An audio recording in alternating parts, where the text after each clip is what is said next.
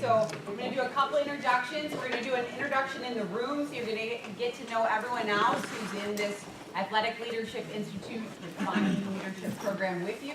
And then we're going to talk about your DISC assessments, which are individual personality assessments that you did. And we have our very own in-house resident DISC expert, Michelle Jo Ricard, who's going to run through what those results mean for you.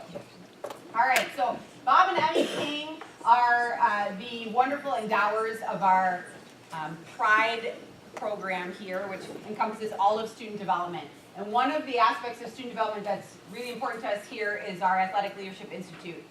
What we realize is we're putting a lot of student athletes into leadership positions, but not teaching them what it means to be a leader and giving them those tangible skills that are going to help them be really effective leaders. And so that's what this program does.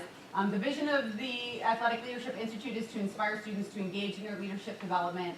We want you to lead with integrity and authenticity, and we're going to talk through this program about what that means.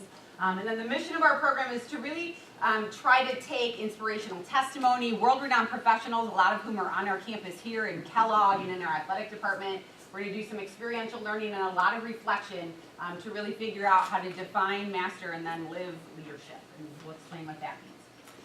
So when we started this program, we created our leadership development program based on the PRIDE statement. So a lot of you have probably seen this around, the idea of pride, but maybe didn't know what it was. And so it's important to us from a leadership perspective that you understand where this came from. The PRIDE statement was developed by Northwestern student athletes as a value statement for what's important to them here at Northwestern. So this is unique to our university. And these are 5 values: perseverance, responsibility, integrity, dedication, and education. These 5 values can teach you about leadership. And so the whole focus of the Defining Leadership program, which is what we're in this year, is to use these values to teach you about your own personal leadership beliefs, values, and philosophy. Okay, and so tonight we're going to talk about perseverance and responsibility in particular. I'm going to skip ahead here. Well, that doesn't.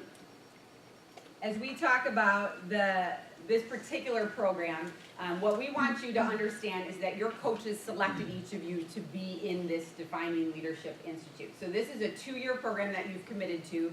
We've got 3 group workshops and 3 individual workshops that we are going to do with you throughout this entire academic year, so per quarter. And what we're going to do is really focus on, again, honing in on personal leadership values and skills. Okay, so tonight's is to focus more on your personality and what that means as it relates to your leadership style. In order to kind of get us all accustomed to the room and really energized, because Michelle is going to jump in and kind of talk a lot of detail about your program, we want to first do some introductions, and so Maria's going to lead that on. All right, so let's get started here since it's a little bit late. I know you're all probably tired, but I promise if you focus and you invest in this, it will be worth it. But you got to do those 2 things. You got to focus and you got to invest in the content today. So let's start with introductions. We're going to switch things up a little bit. We're going to want you to introduce your partner. All right, so name, hometown, sport. Can you click back one, Kristen? Name, hometown, sport, and of course, a fun fact. Who wants to get started? Take it away. No, can you stand up, please? Can you introduce yourself?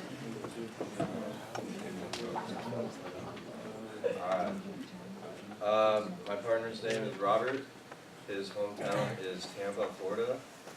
He is a swimmer, and fun fact about him is he likes to ski. So this is Liam, sophomore swimmer.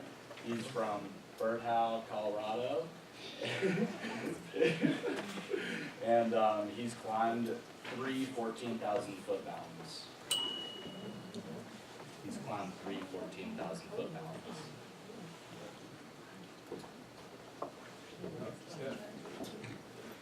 This is Becky. She is from Solihull, England. What? Oh, Solihull, sorry. And she's a swimmer, and a fun fact about her, she was born in Kenya. This is Pete Lusick. He's from San Francisco, California. He's men's swimming team, sophomore, and a fun fact is he has a younger brother called Ethan.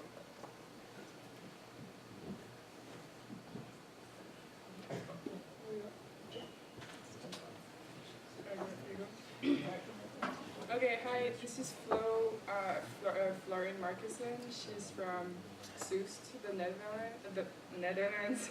Sorry.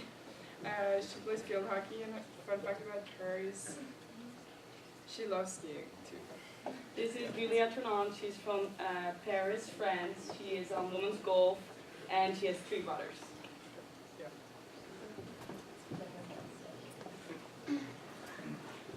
This is Mackenzie, or Ken's for short.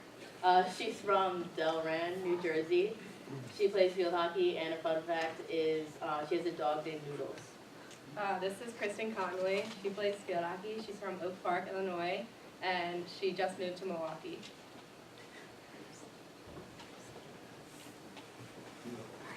This is Alexis Brown. She's a sophomore on fencing. She loves dogs, and she's from New City, New York. This is Sophie Simmons. She's a sophomore on fencing. She's from Seattle, Washington, and she loves to cook. She also loves dogs. Can you introduce yourself? Yeah, I can. Yeah, I don't know. I'm Nicole. I'm a swimmer. I'm from New Jersey, and my fun fact is I'm allergic to carrots. Sorry about that. Go ahead. Okay, this is Mac Dunlap. She's from Crown Point, Indiana. She plays softball. And fun fact, she played tackle football for 5 years.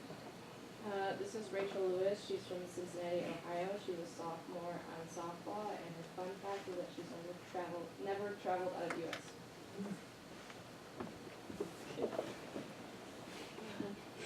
This is Justine Bradbury. She's from Grand Rapids, Michigan. She plays fencing, and she has 2 dogs. This is Kenna. She's from Braidwood, Illinois. She's on softball, and she has 2 sisters.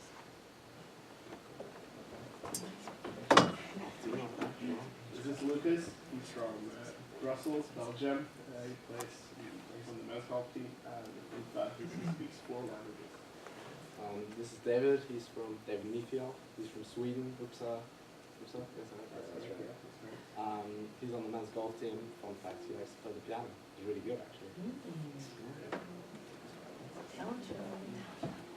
This is Sebastian Rivera. He's on men's wrestling, and from the Dirty Jersey. And fun fact, he's number 2 in the nation currently at his weight. So this is Lucas Davison. He's from Chesterton, Indiana. He's on men's wrestling, and fun fact is that he's the best handball player on the wrestling team. Nice. This is Jack Pagliarini. He's from Springboro, Ohio. Plays baseball, and fun fact is he can eat 100 chicken nuggets in 1 sitting. This is Michael Troutwine from John Street, Georgia. He's a freshman on the baseball team, and his fun fact is he plays guitar and his brother's in a band.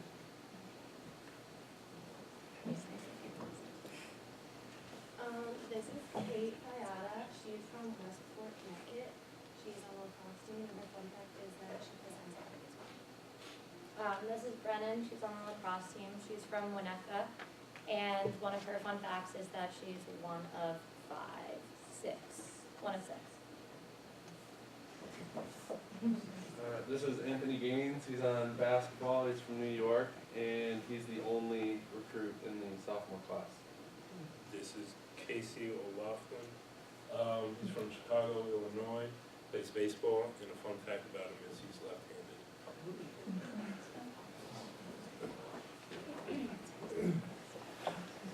I'm sorry. We're gonna do a triangle. It's uneven.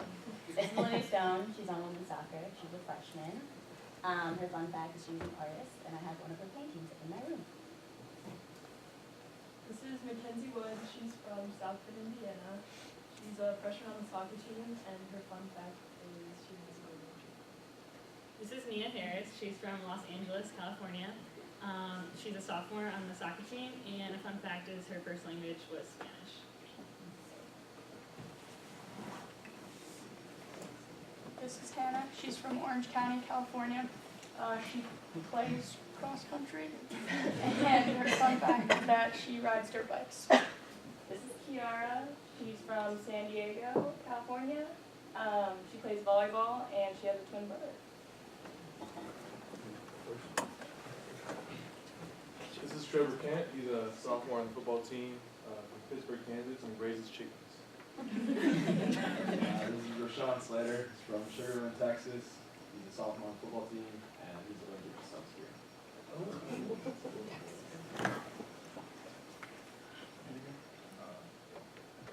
This is Blake. He's from Boston. He plays football, and he has 2 brothers. This is Hunter Johnson. He's from Brownsburg, Indiana. He's a sophomore on the football team, and his older brother played here too. Alright, this is Veronica Burton. She's from Boston. She plays basketball, and her fun fact is that both her parents played sports here. This is Abby Shy. She's from Elk River, Minnesota. She plays basketball, and her fun fact, she has a twin sister. Excellent. So these are the individuals that will be going through this leadership journey with you. As Kristen mentioned, this is a tiered program. You're going to have an opportunity to advance from defining to mastering to living leadership. The individuals that are in this room were also selected by their coaches, right? So your coaches see something in all of you that is special with regards to leadership. Take advantage of the power in the individuals within this room. So as you go through this journey, I really challenge you to get to know each other, to lean on each other as leaders, to use each other as a sounding board. Now, the way that we like to start these sessions off typically is by giving a testimonial or giving an example of an individual who we believe really embodies those qualities that are in that pride statement. And so Kristen mentioned today, perseverance and responsibility were the 2 that we were going to focus on. So there's a specific individual in your Who Am I activity that we came up with. So does anybody know, based on those facts listed on your sheet, who that person is?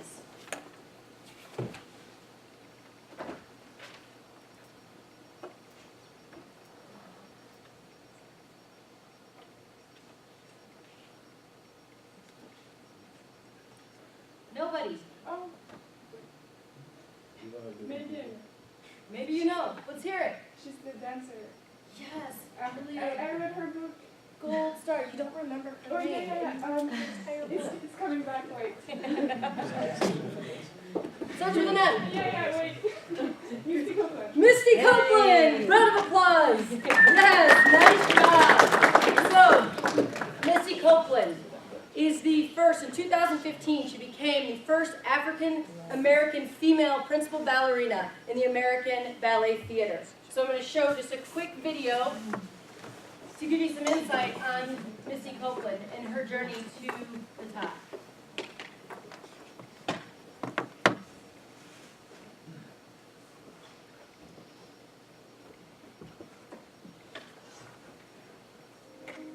Dear candidate, thank you for your application to our ballet academy. Unfortunately, you have not been accepted. You lack the right feet, Achilles tendons, turnout, torso length, and bust.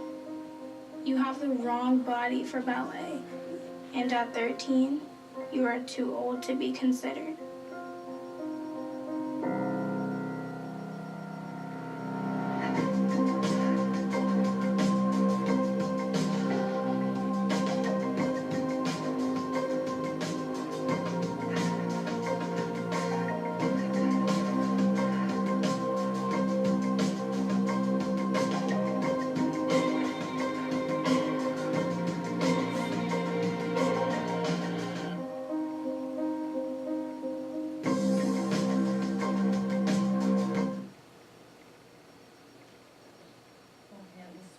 Over here. So Misty Copeland.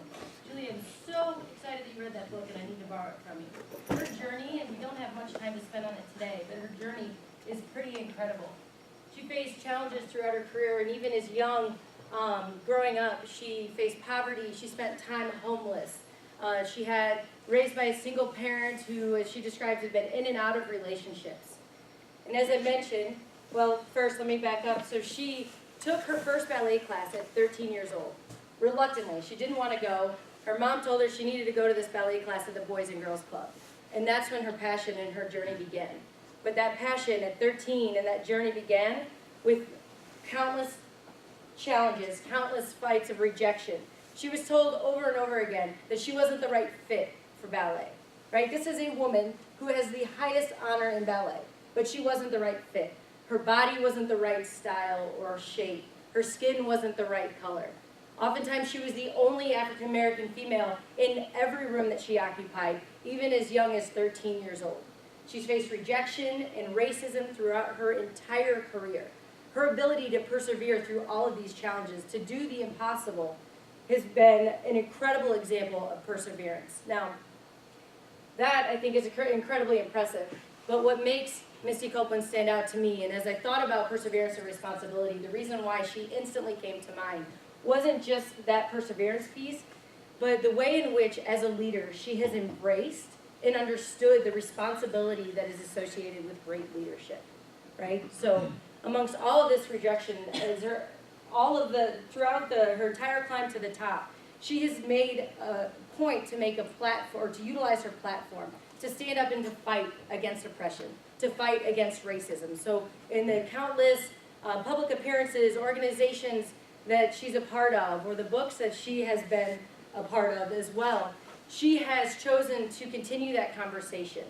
There's a specific organization that she's a big supporter of, that's through the American Ballet Company, that's called Project Plie, which brings ballet to boys and girls clubs across the country. So not only has she persevered to reach the top and to be the most successful in her field, she has done so while understanding this platform and this responsibility and the impact she can have on a leader to make a difference in this world. So that is why Misty Copeland was featured and why she is someone who's consistently working to break the stereotype. Okay, so I wanted to make sure we share that with you. Wanted to switch things up a little bit, give you some insight, maybe some inspiration. Michelle's been stretching in the back. She's really excited and ready for this DISC assessment. I know that's a kind of a heavy assessment, and to be perfectly honest, we've asked Michelle to be a miracle worker. Typically, going over these workshops for these assessments is a 2-hour process. We've asked her to do it in 40 minutes. Okay, so she's really going to scratch the surface, and she's going to move quickly. There will be follow-up that she talks about, but make sure that you're paying attention and that you're engaged. And let's give a round of applause for Michelle Jordan. Thank you, everyone. All right, so first and foremost, close your books. So I know that sounds counterproductive, but what we're going to do first is talk about what DISC is, so then we can go through those assessments with you, okay? Some of you may have read through them, but I'm just going to ask you to focus on what I'm talking about. I want to reiterate what Kristen had said, and that congratulations on being here. I think it's really important to take a second and really let that sink in, that your coaches looked at their list, their roster of student athletes, and got an email from Kristen and decided, hey, these are the people that I think need to be in this defining leadership group. So you are busy, you have a ton of schoolwork to do, there's a ton of things on your plate. I know some of my student athletes that are in this room right now, I know exactly what you're working on, I know you have a lot to do, but it's important that you're here and your coaches chose you to be here, so please know that we think it's really, really impressive that you're here. 2, I'm going to ask you to participate. It's late. We only have 40 minutes to go through what Maria said. A lot of information. It's going to be a lot more exciting for me personally, but especially you all, to keep you awake if we can participate. So please and thank you.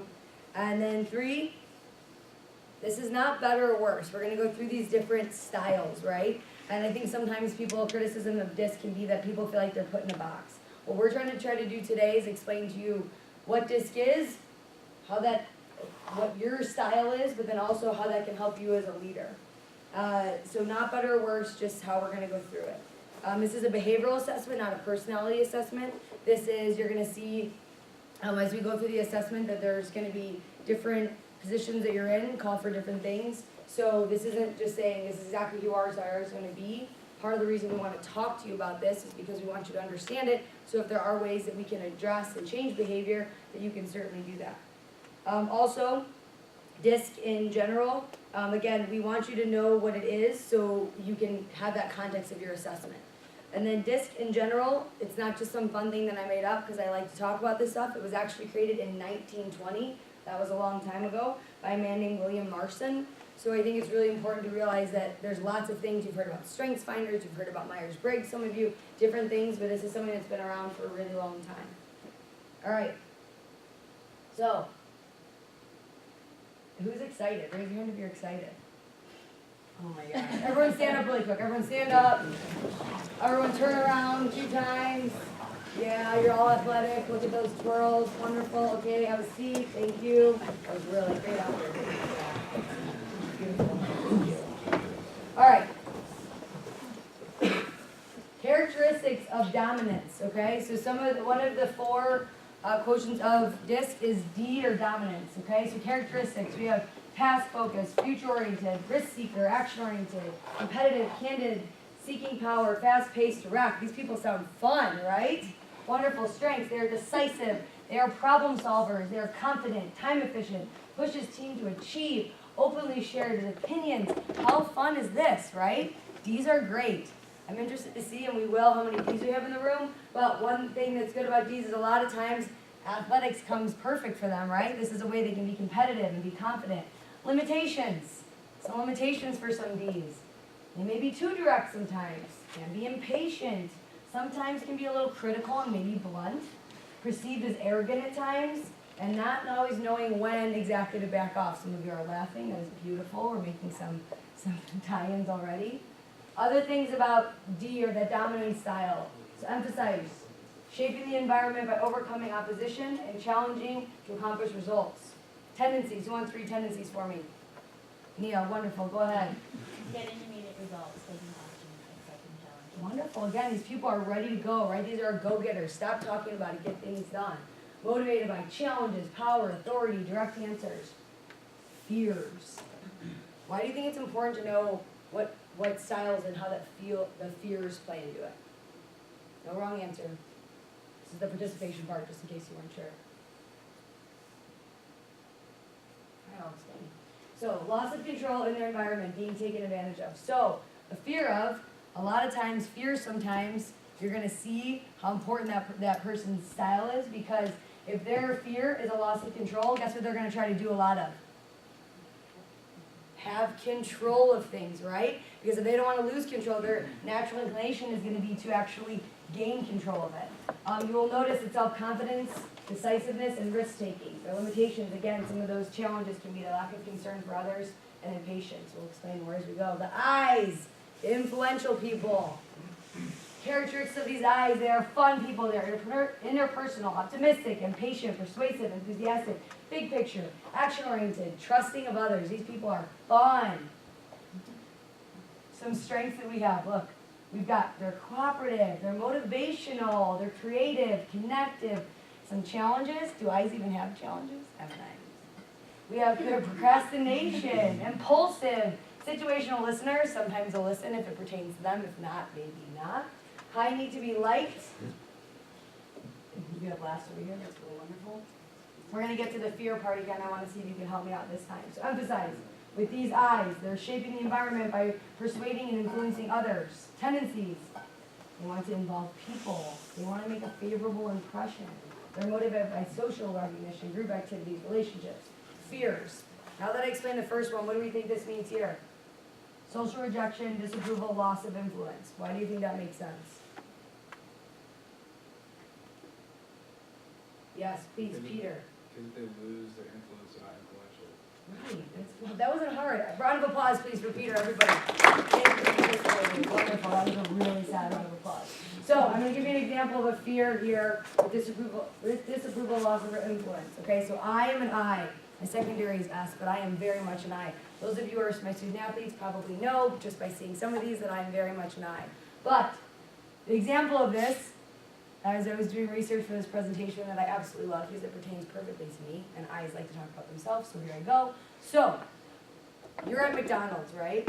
I've got, my partner happens to be someone who is very much a C, someone who very much likes things in certain ways in certain places. So, if that C is someone who, which we'll get to next, don't worry, someone who really, really wants their sandwich a certain way. Hey Michelle, I need you to eat my Big Mac. I want there to be only one piece of lettuce, a little bit of sauce, not too much sauce. I don't want it to be overwhelming. And please make sure there's only 2 pickles. I hate when there's 3 pickles. I'm over here like, whatever, right? Okay, I'm going to do the best. I care about you. I want you to be happy. Then I get in line at McDonald's, and I care so much about what this person thinks of me, right? Because I want everyone to like me. I want everyone to think, hey, that Michelle, she's awesome.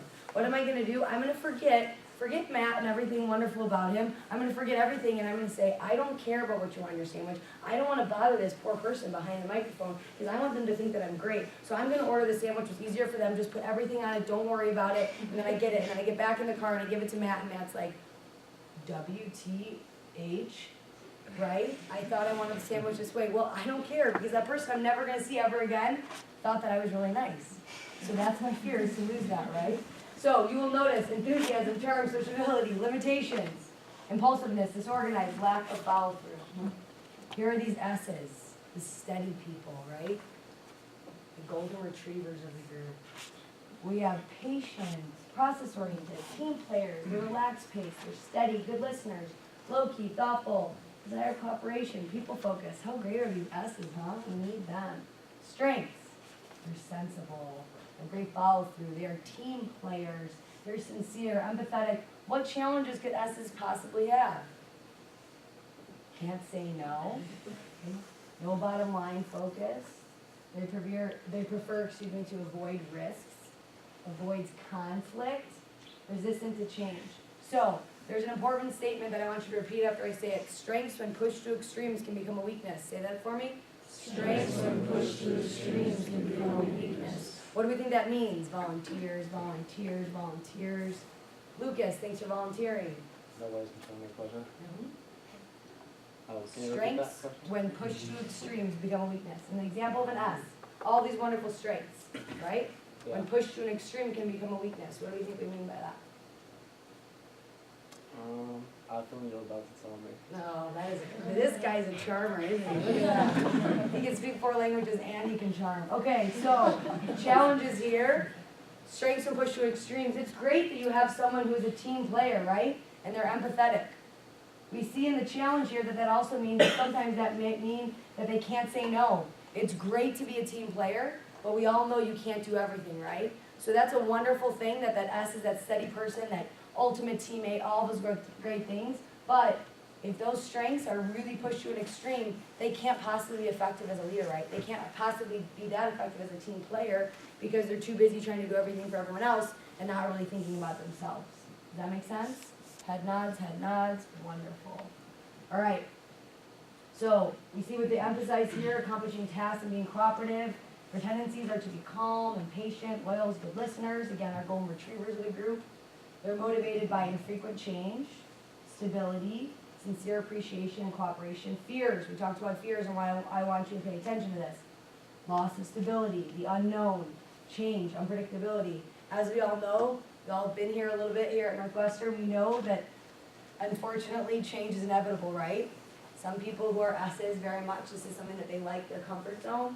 Again, strengths when pushed to extreme can become a weakness. This is something that will be a challenge for them.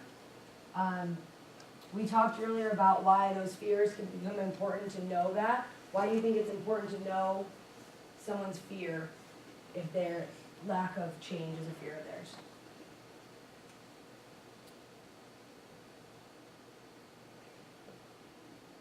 I'd say that just so you know that how they'll change when the situation changes, if you know that they're going to be affected differently. Right, absolutely. So as we said, it's inevitable that change is going to happen, right? So if you have a teammate or someone you really care about who is someone who is resistant to change, and guess what? You're a baseball player and you got back at 3 in the morning and it's a Sunday and you've got all these things happening and they just found out that they got injured and not going to be able to play in the next game. That's a lot of change, right? So that's something that's maybe going to really affect that steady person. You'll notice about S's, they are patient, team players, stable, overwilling to give, the limitations are that they're overwilling to give, we talked about that, and then putting their needs last. Bear with me, the last one here are C's, are conscientious. These are, if we liken it to an animal, these are people that are beavers, they're always hard workers and paying attention. They're detail-oriented, accurate, high standards, technical focus, they're consistent, critical. You guys are doing a terrible job participating. We've got observant, high level of expertise, and they are skeptical. These are people that like to pay attention to details. Their strengths, they are timely and efficient, reliable, curious, careful, high standards. Oh, these C's are really important too, huh? Challenges, they're afraid to make mistakes. They're They're bound by procedures. They like everything to be super organized. They can be defensive if criticized. They can be skeptical, reluctant to verbalize feelings, right? Can anyone raise your hand if you can think of someone on your team who fits this style? Becky's the only person. Okay, so hands up. Good. We're waking up a little here. All right. So, tendencies that's important with us, C, their attention to standards and details, analytical thinking, fears, criticism of others, work, the slipshod method. All right, now, I'm going to give an example of what all of this means, okay? So with the disc, what's important then is realizing that people reading and flexing. What do we think people reading is? I'm giving you an easy question here so we can get some participation. What do you think people reading is? Crickets. What's that? Reading people. Very good, Peter. Thank you for that. That was like a Lucas answer. Okay, so why do we think as leaders who are chosen to be here tonight it's important to be able to read people? Yes, hand, Abby. To see how they react to certain situations and to better their performance by observing them. What were you thinking? And it says you know how to approach your teammate in a specific situation, or how to get the message across. Absolutely, exactly what both of you said. So it's important if you're leaders, right, that if you know that there are these different styles of teammates and different people you're trying to lead, that understanding what those what their style is going to help you to really reach them, right? So, flexing, does anyone know what I mean by flexing here? What do you think that means? Show your muscles. I got a lot of muscles, but not in this context. So flexing is meaning that you're kind of bending, right? So if I'm an I and I'm someone who likes things, as we'll get to, very fast-paced and people-oriented, and I'm in a situation where there's no people being oriented and things are very slow, that's going to be something that I'm going to really have to flex, right? It's not going to be something that my behavior is going to lend itself to. So I'm going to have to really kind of not be comfortable with being a little uncomfortable, right?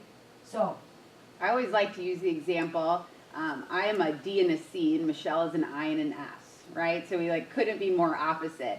But when we need things done, we have to work together, right? So I, as the supervisor, have to flex sometimes because I know what's important to Michelle and how she operates, and it needs to be enjoyable and fun, and we get along, and we're making jokes, but I'm like, at the same time, people, we got to get stuff done, right? And so we both have to be able to work together and understand personalities. She knows what I need, I know what she needs, and that's why we work well together. Absolutely. So for example, with Kristen, because she is direct and she has that C in her as well, when I know I'm going to go into a meeting with Kristen, I go in with 3 bullet points. Because if I don't go in with 3 bullet points, I'm just going to keep talking, and she's going to look at me like, what the hell is she talking about?